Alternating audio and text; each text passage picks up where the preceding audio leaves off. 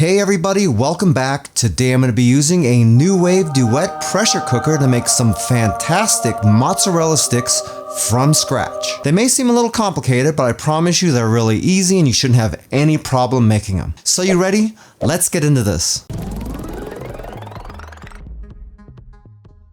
Okay, for this recipe we're going to need a whole bunch of stuff. Obviously, we need our fresh mozzarella. I've cut these in the little 3.5 inch long rectangular pieces. You can cut these any way you like, but just try to make them as uniform as you can. I've got some plain breadcrumbs, a little bit of non-fat milk, large eggs, all-purpose flour, a little bit of salt and pepper, an herb combination of garlic powder, onion powder, cayenne pepper, and paprika, some fresh minced basil, fresh minced oregano, and some fresh minced parsley. You can't always get these fresh, and if you can't, you can use the dry stuff, no problem. All of this stuff is for the actual mozzarella sticks, but we still need our sauce. You can either buy some marinara sauce or you can make your own.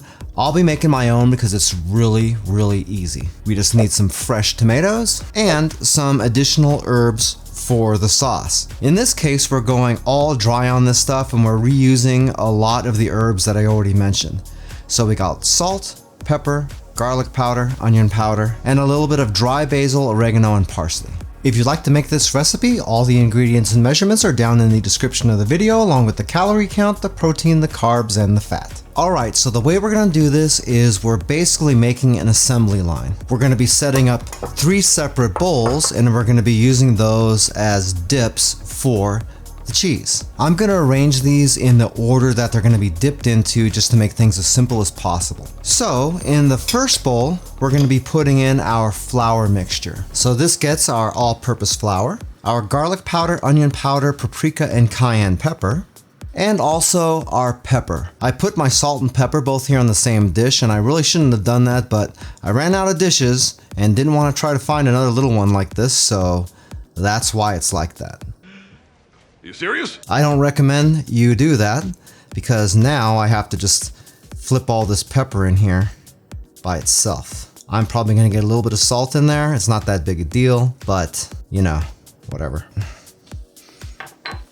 I'm an idiot. Okay, we'll mix that up to get that combined really well. And this is going right there. Next, we have our egg mixture. So we're going to take our 2 eggs, put those in here.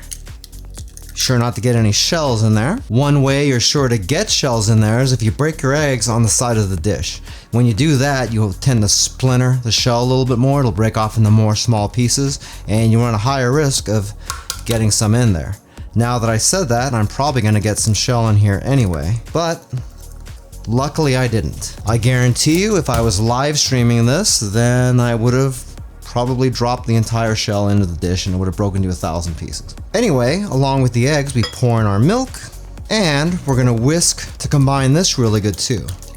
Probably not a good idea really to use that same whisk. I have a whole bunch of these little ones, so I'm not looking too bad, and just so you know I'm not lying to you, here's the other one. Just saying. You wanna make sure this is mixed really well. You don't have to beat it too terribly long, probably 30 seconds or so should handle it. And when you get done, it should just basically be one color, like that. Put that right there.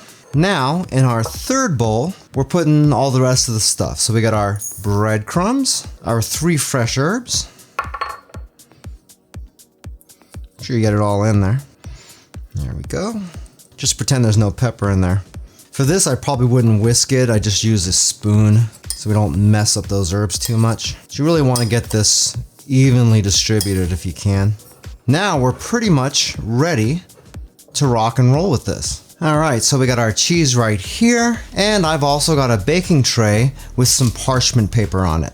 The reason we have this is because after these get dipped in all this, they're going to be going into the freezer for a couple of hours because we want to firm these up really good. Using tongs is a little bit more of a pain in the neck, but it'll keep your hands clean, so that's what I'm going to do. A good tip for doing this is if you didn't just cut this cheese within the last couple of minutes or so, you might want to get them a little bit wet. Otherwise, you're going to have a hard time getting the flour to stick to them. In my case, since I'm making a YouTube video, these are all a tiny bit dried out. So I'm not going to have the flour combination sticking to them really well. So I will just go ahead and wet these really fast. Okay, here we go. So we start with the flour. And we're gonna give it a good dip in the egg mixture.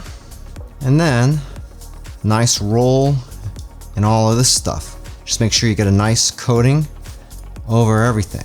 You can even take a little bit of this and throw it on there. Once you got it all done like that, we're gonna set this right on our tray like that. Now all we have to do is rinse and repeat for all of the rest of this. Hey, by the way, if this is your first time here and you want to learn some cool new recipes, get some great cooking tips and tricks and all sorts of other kitchen related things, then start now by subscribing to the channel and clicking the notification bell so you never miss a thing. Okay, when you have those ready, they should look a little something like this. Now these are ready to go into your freezer. Okay, so these are gonna go in here for up to 2 hours. The point is, we just want to get these nice and hard. The freezer is also going to help all this stuff stay attached to your cheese as well. Just gotta make sure it clears it there.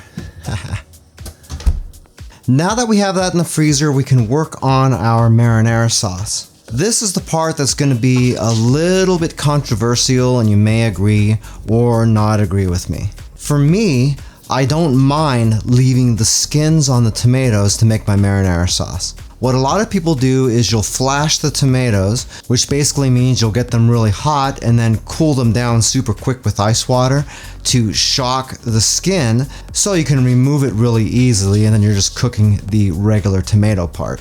If you've ever bought canned diced tomatoes before, they've already done that. That's why they look a little bit funny sometimes. I personally like leaving the skins on because I like that extra texture. So that is the way I'm going to be doing it. What? You can use canned tomatoes and it's actually going to make this a lot easier for you. Or you can flash the tomatoes and do the thing with the skins like I just mentioned. For me, the easiest way to cut a tomato is not by trying to cut through the skin from the outside. It's to cut from the inside out.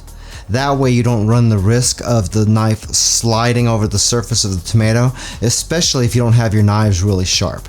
Just an extra tip, if you're cutting a lot of tomatoes, just be sure that you're maintaining your knives and you keep that blade really sharp, because it's going to be a really good way to cut yourself if they're dull. So for me, I just cut through one time, through the skin, and then I do all the rest of my cuts from the inside out.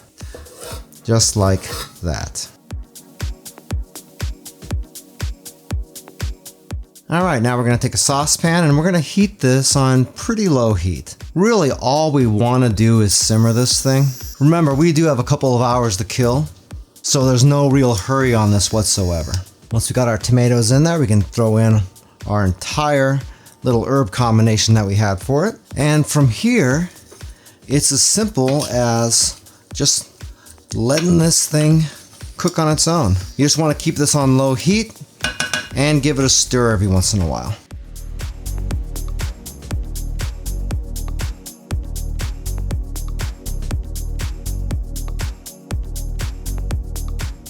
All right, see, this is reduced really nice. It's still chunky like I was telling you before. You can see little bits of the skin and stuff in there. I happen to like it this way. I think it tastes really good, but you can see what I was talking about. It's definitely not the same as just like a basic marinara. Anyway, this is done. So I'm gonna cover that back up and turn off the heat. And we're gonna check on our mozzarella sticks. Excuse me, Boogie. And that looks pretty good. The breading on here feels really crunchy. So looks like we are ready to fry our mozzarella sticks. So before we get them out of the freezer, we're gonna get our air fryer preheated. We wanna make sure we have the air fry basket in here. If you don't have a Nuwave Duo, you can use a different pressure cooker as long as it has air fry function. If you have a pressure cooker and it doesn't have that, but you do have an air fryer, this will still work, just follow the same directions. So I got my basket in here, putting my air fry lid on here. And once we do that, we're gonna set our machine to air fry. We want to set the temperature to 400 degrees and we want the time set to 4 minutes. Also make sure it is set to preheat. If your machine doesn't have preheat, then just run it for a few minutes at the 400 degrees just to make sure it gets heated up. Once we get that set, we can start this up and wait for the preheat. And once that's preheated, we can get our mozzarella sticks ready. These can go in the air fryer just like this, or we can spray a little bit of oil on them. I recommend doing the oil. That's the way everything that comes out of the grocery store already is. And if you do put oil on there, we're gonna get better color. If you don't put it on there, it's not gonna look as nice, but it'll be a little bit healthier, so it's totally up to you. I'm just gonna use this mist pump that I have. These are really cool. All you do is put a little bit of avocado oil or olive oil in there, whatever you like to use. And then you just pump this up, and then you can spray your stuff. Once the preheat's done, we can lift this off. We'll throw in a little bit of parchment paper here in the bottom. That way it's gonna help keep the cheese neater and we won't have any falling through the holes there. And then we can lay some of these cheese sticks in here. You don't want any more than maybe 5 or 6 in here at once at the most. Obviously we have more than that, but that just means we're gonna have to do this in batches. Subsequent batches won't require the preheat though. You can just go at that point since it's already gonna be hot. And now all we gotta do is wait. All right, this finished up just about a minute ago, and these looking pretty darn good, nice and crunchy. Maybe a tiny bit light on the color, but they're gonna be that way in an air fryer unless you really just mutilate them, which we don't wanna do. So what we're gonna do is get these out, rinse and repeat for the rest of our mozzarella sticks. You're not gonna have to do a preheat on those, just stick them in there and go, unless you are like me and you're just dilly-dallying around here and wasting all of your heat. After that, we'll get our sauce off the stove and plate up.